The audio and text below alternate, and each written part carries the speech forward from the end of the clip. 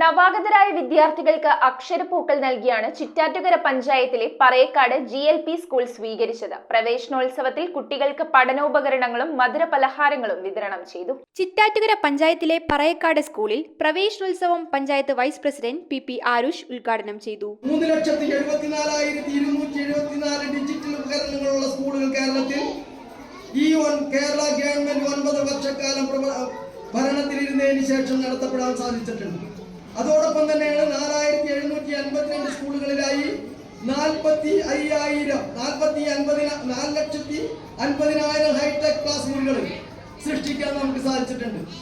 അതോടൊപ്പം തന്നെ 16,275 സ്കൂളുകളിലായി hi tech lab പദ്ധതി നടപ്പിലാക്കാൻ സാധിച്ചിട്ടുണ്ട്. ഒരു കാലത്ത് ഹൈടെക് ക്ലാസ് മുറികൾ നമുക്ക് സ്വപ്നം കാണാൻ സാധിക്കുമായിരുന്നില്ല. അതോടൊപ്പം തന്നെ ഹൈടെക് ആയിട്ടുള്ള സ്കൂൾ ഹൈടെക് ക്ലാസ് മുറികളായിട്ടുള്ള പദ്ധതികൾ തന്നെ സ്വപ്നം കാണാൻ സാധിക്കാതിരുന്നതും അതൊന്നും നടപ്പിലാക്കപ്പെട്ടതും ഞാൻ നേരത്തെ പറഞ്ഞ മാതിരി തന്നെ ലോകോത്തര നിലവാരത്തിലേക്ക് എത്തുന്ന രീതിയിലേക്ക്.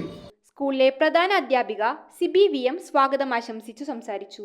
നവാഗതർക്ക് അക്ഷരപ്പൂക്കൾ നൽകി സ്വീകരിച്ചു. കൂടാതെ അക്ഷരദീപം തെളിയിച്ചും കുട്ടികൾക്കുള്ള പഠനോപകരണങ്ങൾ വിതരണം ചെയ്തു.